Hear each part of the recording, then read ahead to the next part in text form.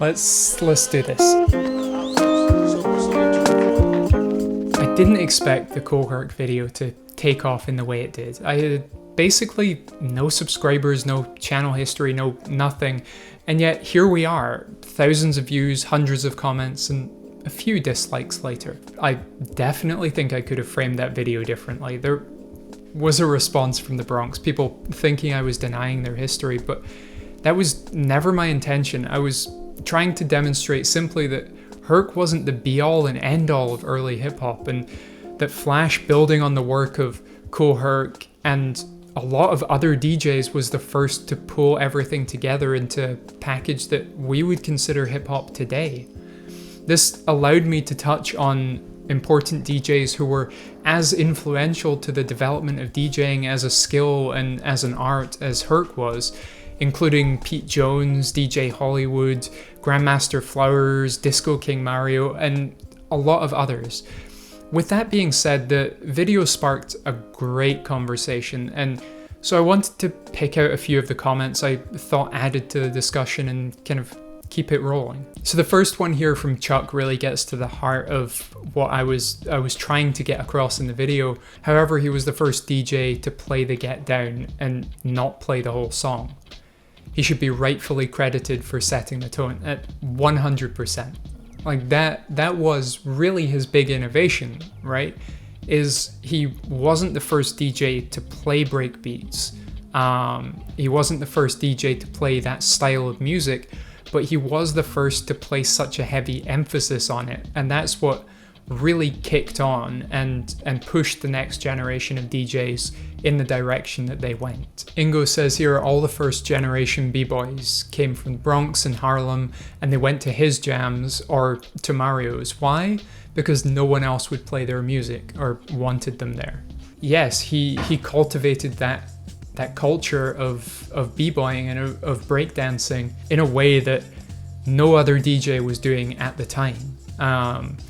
And kind of thinking back on it now, I think that's might be his biggest contribution, being the facilitator for b-boys in the way that a few years later Flash was the facilitator of MCs and kind of bringing them into the fold in a way they hadn't been prior to his involvement.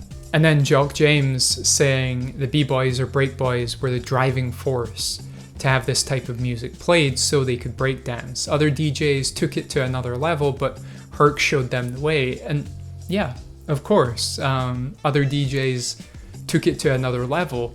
And that was the point of looking at it the way I did, is that Herc was at that turning point, was very much between the guys that clearly were pre-hip-hop into the next generation, the Theodore, Flash, and then you've got Breakout and DJ AJ and all of those guys who came after. And that Herc was kind of there at that turn between the two. His older sister used to go to Spades parties. She would come back and brag about them, and that's what made him start playing breaks.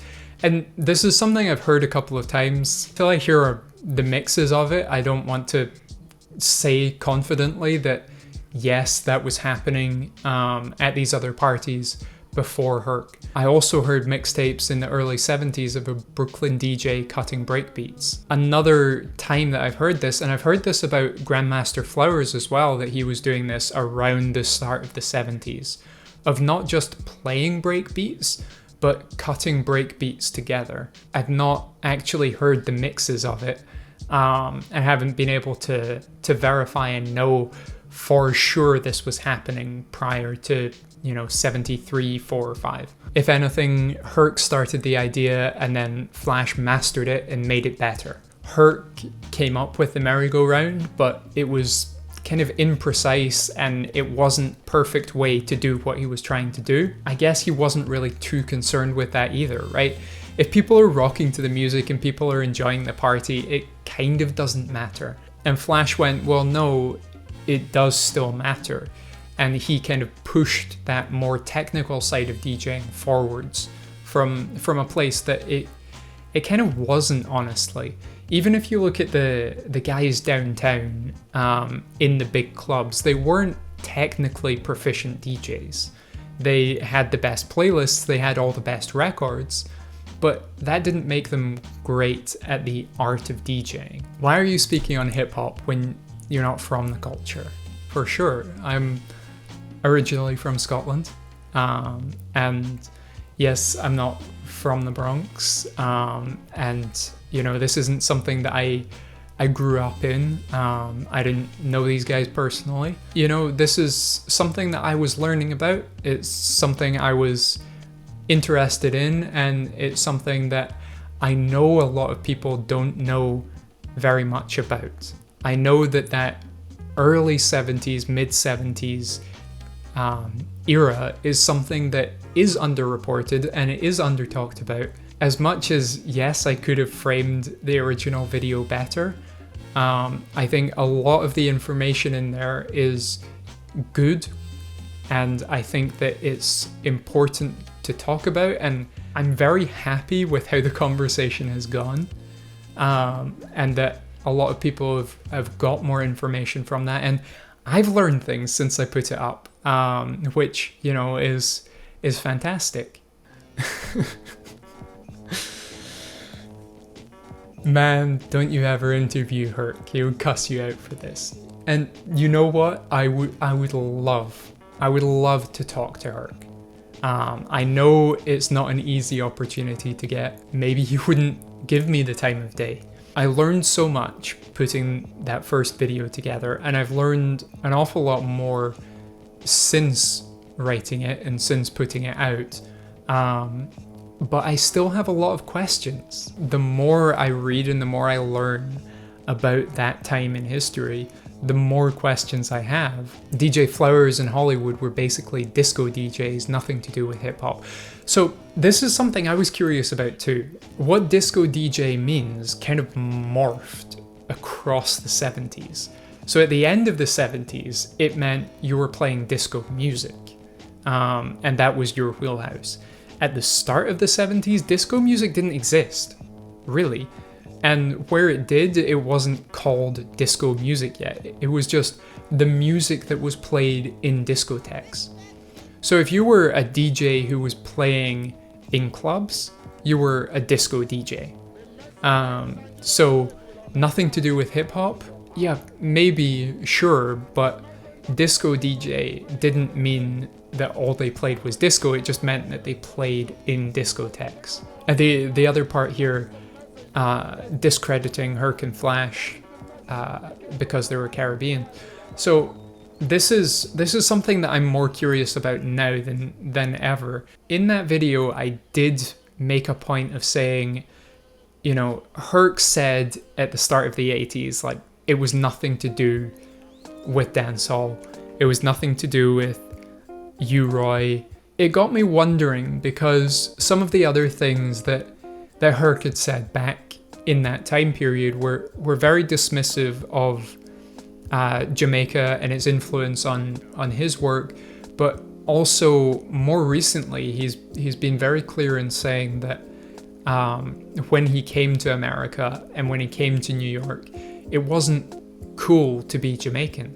So he kind of tried to hide it, and I do wonder if there's a bit of that playing in, that there's more influence there on his style than he let on at the time, and whether just over time he's become more comfortable with admitting that, and whether U-Roy, but also whether dub music had any kind of influence on the way that he used breakbeats as a DJ. And like that's a perfect example of the kind of thing that I would love to talk to him about, to figure out whether there really was an influence there, where we can say, yes, we can hear similarities, but to know from him for sure whether that's what he thought he was doing. This guy's trying too hard. Herc is the root of hip hop. He didn't have to be the first DJ to play at a park. Yeah, I'm trying too hard. Yeah, I mean, there's absolutely that argument to be made. There's a lot of information out there. There are interviews with all of these guys, and maybe we can just let it rest. Maybe we can say, you know, this is enough. We know enough of the history. Yeah, maybe I was trying too hard with it. August 11th, 1973 wasn't the start of hip-hop. It wasn't the be-all and end-all of hip-hop. It's great to have a day for celebration, right? It's great to have a day for celebration, but it's always talked about as this was the first hip-hop party. It's the only one that we have a flyer for. That's why, straight up, that's why we celebrate on that day. It's the only party at that kind of era that we have a definitive solid date for. That we can go, yes, that is it. What I was trying to get across or to illuminate was that it's not that small. A lot of DJs across New York, and there was a lot of music happening across New York that contributed. That what Herc did was influential, sure, but that there's more to it than just that. Who does Flash say is the founder? Yeah, I mean, absolutely. I even say it in that video. Like, Herc is absolutely one of the godfathers of hip hop. He is very influential, very important. Yeah, maybe I got my framing a little bit off in that original video. But really what I wanted to reflect was the fact that Herc brought something to the table, but it was the generation of DJs that came up after him who really kind of perfected the art, not to take away from his legacy, but to say that the style of being a hip-hop DJ was really mastered or clarified by the DJs that came up after him. I really enjoyed doing that. Picking out some of those comments and just talking through them. You know, I hope we can keep this conversation going even further. I have a lot more to learn. I'm sure a lot of other people have been learning from this as well and learning from the comments. So, you know, let's keep it going as much as we can. As always, thanks for watching. Man, that's going to be a pain to cut up. I don't have a script for that or anything.